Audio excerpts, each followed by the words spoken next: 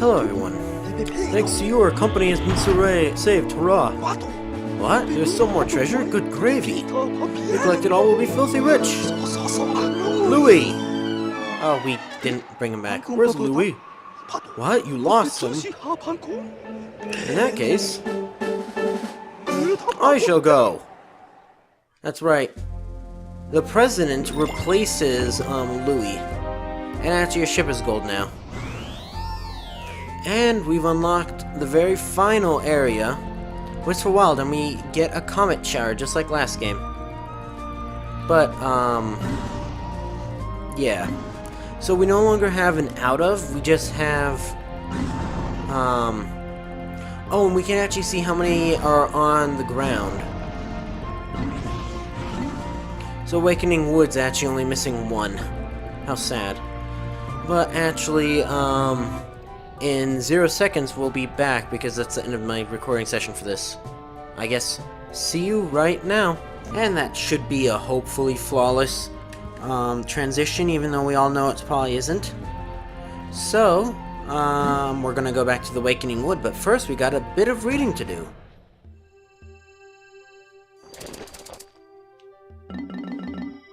Oh, and actually, since we've beaten the game technically, it's actually showing us every single thing, so I guess there's 81 enemies. But anywho, Iridescent Glint Beetle. Iridescent Glint Beetle, Pilia aricus glint beetle family. This variety of beetle consumes subterranean minerals. Due to the fact that it rarely emerges above ground, sightings of this particular species are extremely rare.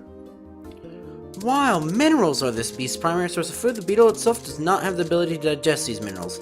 Some metabacteria living inside the beetle's stomach chemically break down the minerals, resulting purified metal is discharged, but rare metals such as gold and platinum crystallize onto the iridescent glint beetle's shell, resulting in a beautiful laminated shimmer.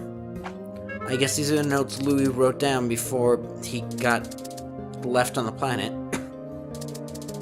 Which you'd think we'd be able to, like, instantly know where he is. Although, actually, that might be why we've unlocked the Wistful Wild, actually, now that I think about it. This precious treat is exceptionally rare. I could sell it back at home for a fortune. And I could use the cash to upgrade my kitchen, buy galactic-class ingredients, and start my own cooking show, The Insect Gourmet.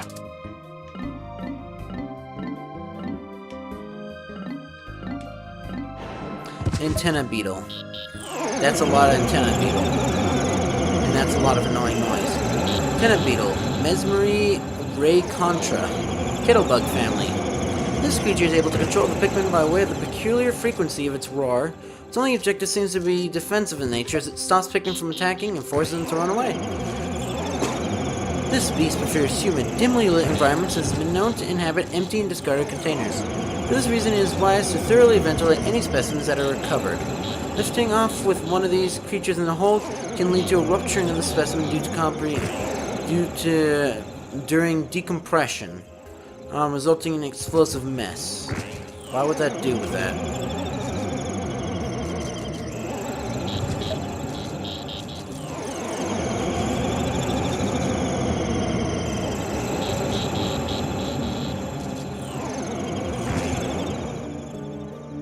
Oh, I guess because if you get like a discarded container, and one of these is in it, the box won't be affected, but the beetle will explode. Extract meat from the exoskeleton and sear on all sides in a hot wok to seal in the flavor. Top the dish off with a splash of spicy peanut sauce. Not a fan of sauces. Hello, sir. Is it just me, or did they make you more rounder than you were previously? Why, and more albino, actually. Wywog, Amphicarus albino, Amphitrooper family. It's believed that juvenile wallywogs were once carried by underground currents into caverns, where they thrived in a dark habitat. This troglodytic species of wallywogs coloration results from generations of cave dwelling and lack of sunlight. It's like a Zubat. Comparative differences between the size and shape of this wallywog and other species thought to be a result of natural selection at work, choosing traits better suited to life in a subterranean environment.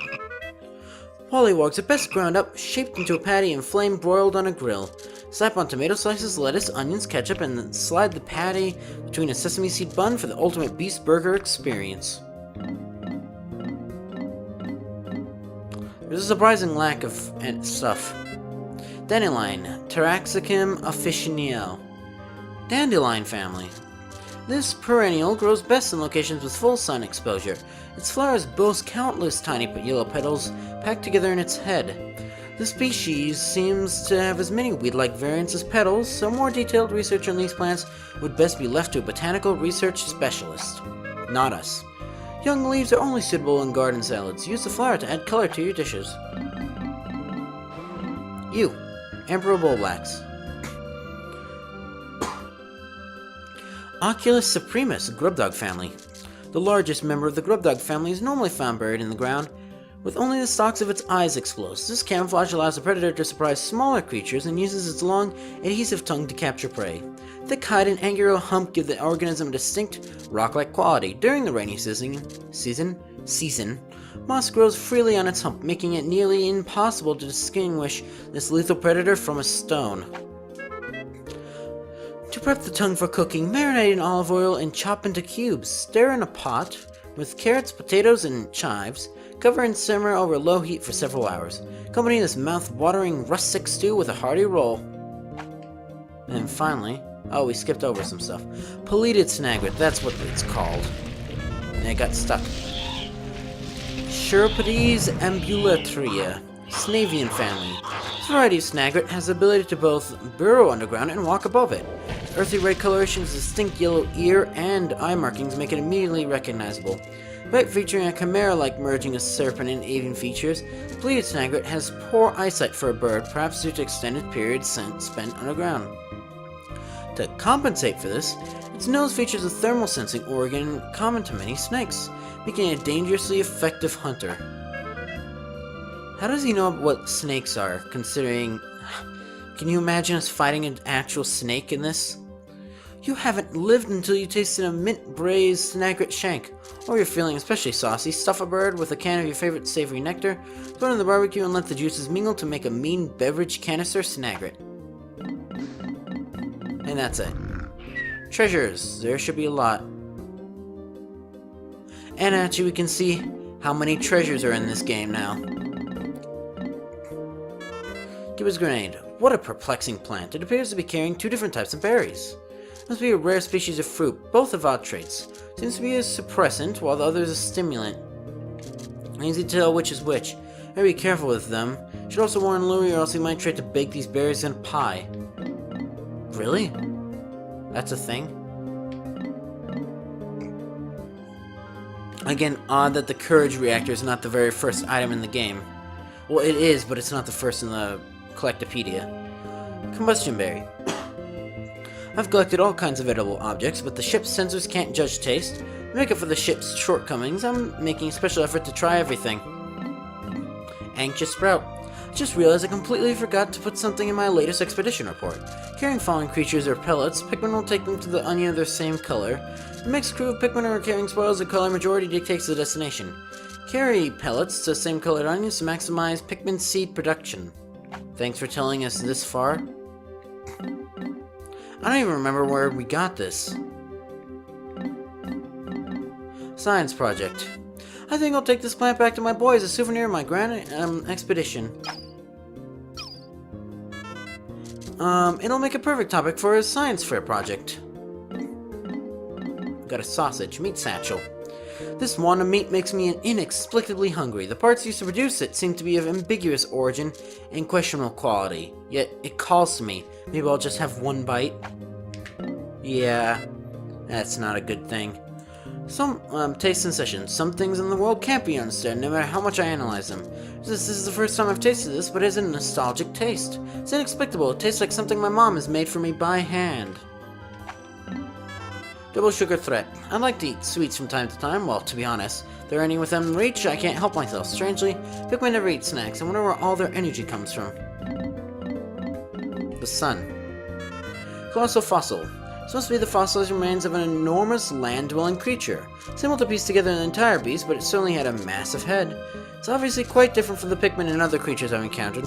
It's an extinct creature that couldn't adapt to changes in its environment. Well, that's not a human skull, but still. It's sort of dark. Knowing us, we probably polluted ourselves to death. Leviathan feather. This appears to be a huge bird feather, but I've never seen the creature it once belonged to. What if I ever will? So, I've only seen a few airborne creatures on this planet. I wonder why. Just because I haven't encountered them yet. Oh no. They saw me take this feather. They could be watching me, waiting for the perfect moment to take their sweet revenge. Alumnite shell. Praise Helix or whatever, I don't know. I don't do Twitch. As you can tell. Well, I keep on interrupting myself.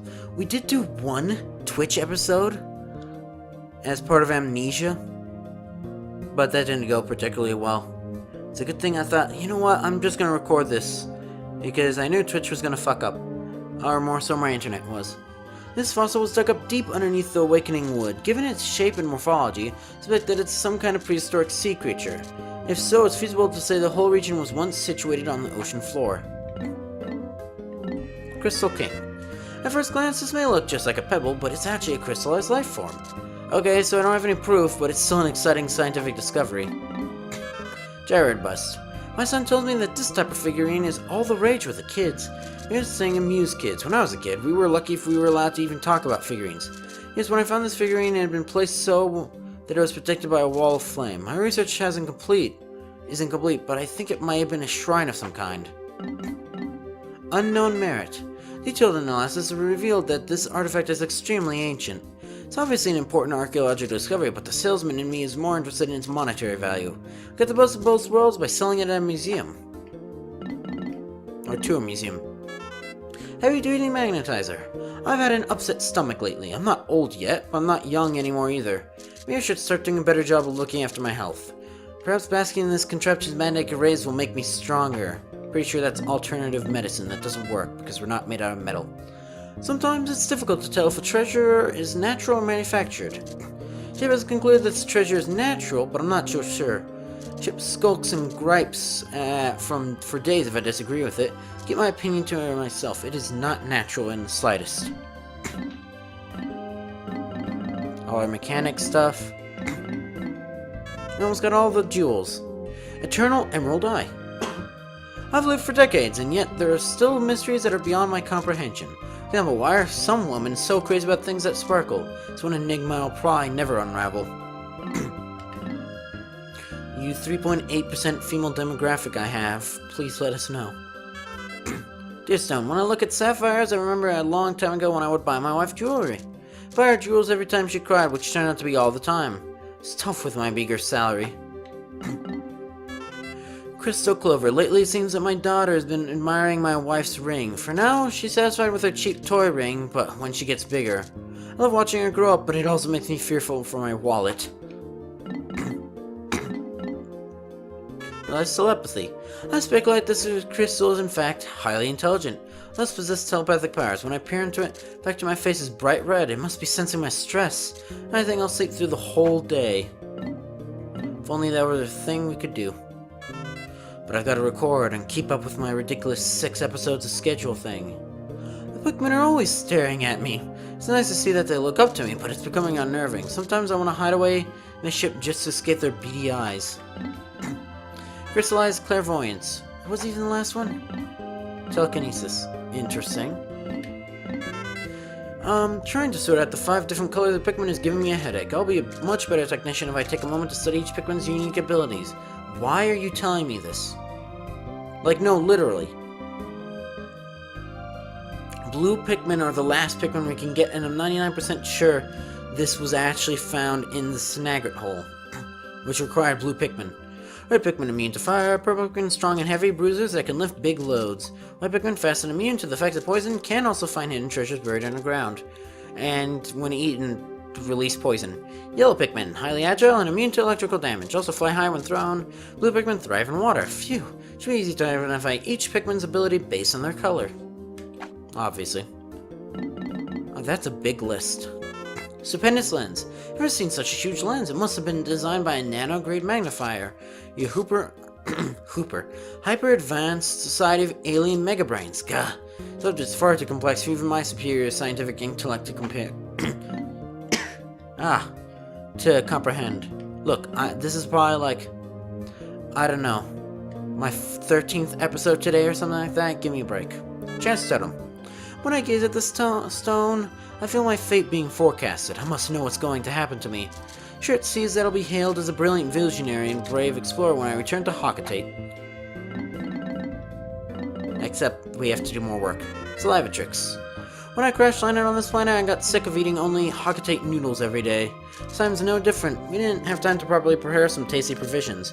Can't stop drooling when I look at this evocative object. Hungry explorers must learn to use their imagination in the absence of food. Okay, we're finally almost done. Forged courage. I found this marvelous alloy in a hole swarming with bulborbs. On that adventure, I even clashed with an emperor bullbax. In honor of my triumph over that appallingly obese beast, I named the hole the Bulblax Kingdom. Just this alloy. Found this metal treasure in the gut of an avian snake. Took real courage to drop into that dark den, but danger is what I do best. In honor of my brave clash with that feathered serpent, I've named the den the Snaggart Hole. Okay, finally done with that. And this is probably going to be a shorter episode because I had to put together that previous cutscene from the previous session. So, if you enjoyed this video, you know what to do. See ya!